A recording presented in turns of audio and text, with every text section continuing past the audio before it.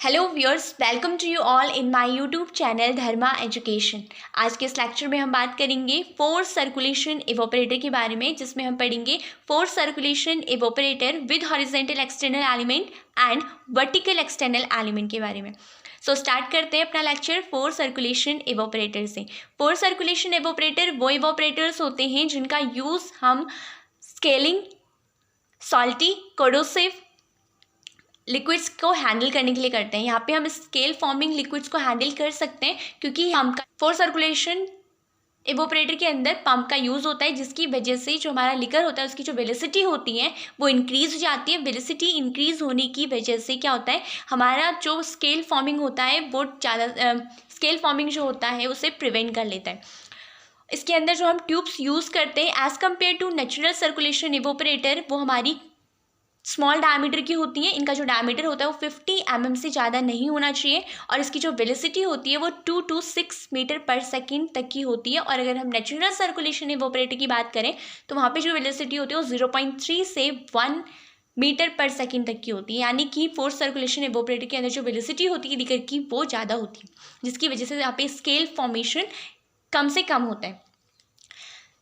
आई hope आपको force circulation evaporator समझ में आ गया होगा। नाउ अब हम बात करते हैं force circulation evaporator with horizontal external element के कंस्ट्रक्शन की। Force circulation evaporator with horizontal external heating element बना हुआ होता है। इसमें साइलेंट ट्यूब हीट एक्सचेंजर का यूज़ होता है, जहाँ पे हमारे पास ट्यूब के अंदर 2 पासेस होते हैं। यहाँ पे हमारे पास पंप लगा हुआ होता है। इस पंप की वजह से जो भी हमारा लिकर होता है उसकी वेलोसिटी इंक्रीज हो जाती है। यहाँ पे हमारे पास वेपर हेड दिया गया होता है, हमारे पास एवोपरेटर होता है, जहाँ पे हमारे पास डिफ्लेक्टर दिया गया होता है। इस डिफ्लेक्टर की वजह से जो भी हमारे पास बबल बनते हैं उनको ये ब्रेक डाउन करता है और जो भी वेपर हमारे पास बनती है ये वहाँ से, ये जो वेपर आउटलेट दिया गया होता है वहाँ से आउट हो जाता है और जो भी कंसनट्रेट बचता है वो हमारा कंसनट्रेट लिकर जो भी पॉइंट दिया गया होता है वहाँ से आउट हो जाता है और जो हमारे पास लिक्विड बचा हुआ होता है वो हमारे पंप के थ्रू वापस इस शैलन ट्यूब हीट एक्सचेंजर के अंदर चला जाता है। अगर हमारे पास रिक्वायर्ड कंसंट्रेशन में लिकर नहीं मिलता है तो हम वापस से इसे कंसंट्रेट और ज़्यादा इसकी कंसंट्रेशन को इंक्रीज़ करने के लिए पंप के थ्रू इसे ट्यूब के अंदर फ्लो कराते हैं। यहाँ पे हमारे पास सैलन ट्यूब के अंदर हमारे पास स्टीम इनलेट करने के लिए एक पॉइंट दिया गया होता है, जहाँ से हमारा स्टीम इनलेट होता है और यहाँ पे जो भी कंडेंसेट हमारे पास बचता है वो हमारा आउट हो जाता है इस सफिशिएंट पॉइंट से। आई होप आपको इसका कंस्ट्रक्शन समझ में आ गया होगा। Force circulation evaporator with horizontal external heating element is consist of a circulating pump, a separating space separator, an evaporator body with a vapor outlet at the top, a deflector plate, an outlet for the discharge of thick liquor, and an external heating surface, a horizontal silent tube heat exchanger having 2 passes on the tube side. Now अब हम बात करते हैं इसकी working की। यहाँ सबसे पहले जो हमारे पास लिकर होता है उसे हम फीड करते हैं। लिकर हमारा पंप से पास होता है। पंप से पास होने की वजह से उसकी जो वेलोसिटी होती है वो इंक्रीज़ होती है और ये ट्यूब के अंदर साइंड किया जाता है। ट्यूब में ये जो जो लिकर होता है वो फ्लो करता है और यहाँ से हमारा जो स्टीम होता है, स्टीम इनलेट के थ्रू स्टीम प्रोवाइड करी जाती है और हमारा यहाँ पे क्या होता है, ट्यूब के अंदर हीटिंग नहीं होती है लिकर की। क्यों नहीं होती है? क्योंकि यहाँ पे हमारा जो पंप है उसकी वजह से इसका जो प्रेशर होता है वो इंक्रीज़ हो जाता है। प्रेशर इंक्रीज़ होने की वजह से क्या होता है, हमारा जो बॉइलिंग पॉइंट होता है वो भी इंक्रीज़ हो जाता है। बॉइलिंग पॉइंट के इंक्रीज़ होने की वजह से क्या होता है, यहाँ पे जो लिकर होता है वो हमारा बॉईल नहीं हो पाता और जैसे ही ये वेपर हेड से पास होता है, वेपर हेड से पास होने की वजह से इसका जो प्रेशर होता है वो सडनली डिक्रीज़ हो जाता है। प्रेशर डिक्रीज़ होने की वजह से इसका जो बॉइलिंग पॉइंट होता है वो भी डिक्रीज़ हो जाता है और पास हो जाता है हमारे।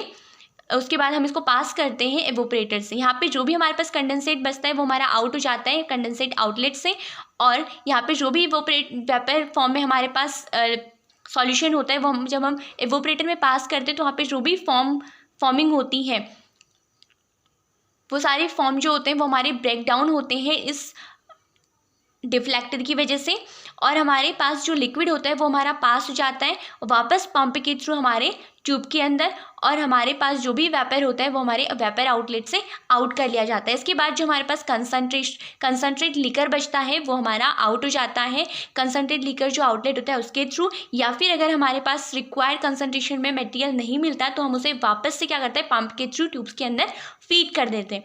आई होप आपको इसका वर्किंग समझ में आ गया होगा। Now a centrifugal pump forces the solution to be concentrated through the tubes at a high velocity and is heated as it passes through the tubes due to the heat transfer from the condensing steam on the shell side.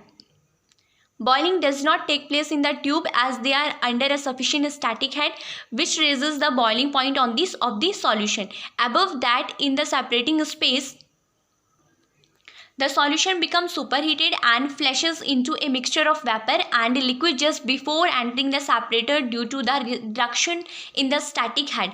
When it flows from the exchanger to the separator, the two phases mixture impinges on a deflector plate in the separating space, and the vapor are removed from the top and the liquid is returned to the centrifugal pump. Some part of the liquid solution leaving the separating space is withdrawn as the concentrated solution and the makeup feed is continuously introduced at the pump inlet.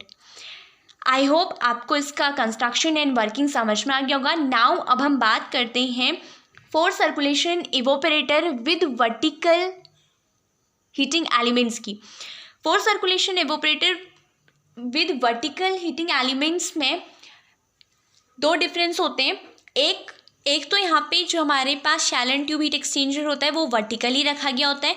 दूसरा, इसके अंदर जो tubes लगी हुई होती हैं उन tubes में जो फ्लो होता है वो हमारा वन पास में होता है। अगर हम बात करें हॉरिजेंटली एक्सटर्नल हीटिंग एलिमेंट्स की, तो वहाँ पे क्या था, हमारे पास जो ट्यूब्स थी वो हॉरिजेंटली रखा गया था और वहाँ पे जो ट्यूब्स था उसके अंदर टू पासेस हो रहे थे। तो यही डिफरेंस इन दोनों के अंदर होता है। और उसके अलावा इसमें जो वर्किंग होती है और इसका जो कंस्ट्रक्शन होता है वो सेम होता है। यहाँ पे हमारे पास पंप लगा हुआ होता है, शैल एंड ट्यूब हीट एक्सचेंजर होता है, डिफ्लेक्टर होता है, इवोपरेटर बॉडी होती है। यहाँ पे हमारे पास वेपर आउटलेट दिया गया होता है इवोपरेटर टॉप पे, और कंसनट्रेटेड लिकर के लिए एक सफिशिएंट पॉइंट दिया गया होता है, फीडिंग के लिए एक सफिशिएंट पॉइंट दिया गया होता है, और स्टीम इनलेट करने के लिए हमारे पास सफिशिएंट पॉइंट, और कंडेंसेट के लिए हमारे पास सफिशिएंट पॉइंट दिया गया होता है। आई होप आपको इसका कंस्ट्रक्शन समझ में आ गया होगा। ना उसकी जो वर्किंग होती है वो भी सेम होती है।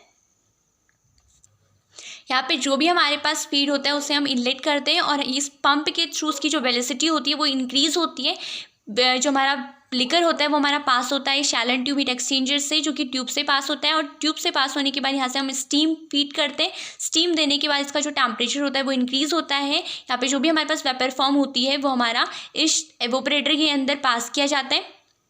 यहाँ पे डिफ्लेक्टर की वजह से जो भी बबल फॉर्म होते हैं वो हमारे ब्रेक डाउन होते हैं और वेपर हमारी इस वेपर आउटलेट से आउट हो जाती है, और जो भी कंसनट्रेट बचता है हमारे पास वो हमारा हमें थिक लिकर आउटलेट दिया गया होता है वहाँ से हमारा आउट हो जाता है।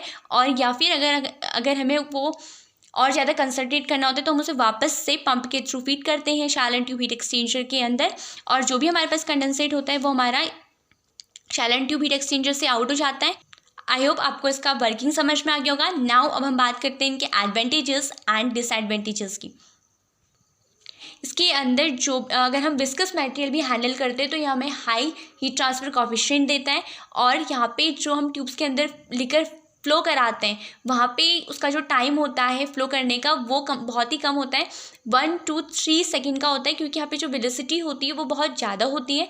और यहाँ पे इसकी वजह से हम क्या करते हैं, जो हमारे पास हाईली सेंसिटिव मटेरियल होते हैं उन्हें भी हम इसके अंदर हैंडल कर सकते हैं। और यहाँ पे जो हमारे पास वेलोसिटी ज़्यादा होने की वजह से यहाँ पे क्या होता है, स्केल फॉर्मेशन नहीं हो पाता या कम से कम होता है। So high heat transfer coefficient are obtained even with the viscous material due to high velocity prevent formation of excessive scale. Residence time of liquid in the tube is very small, 1 to 3 seconds, because of high velocity, so heat sensitive liquids can be handled.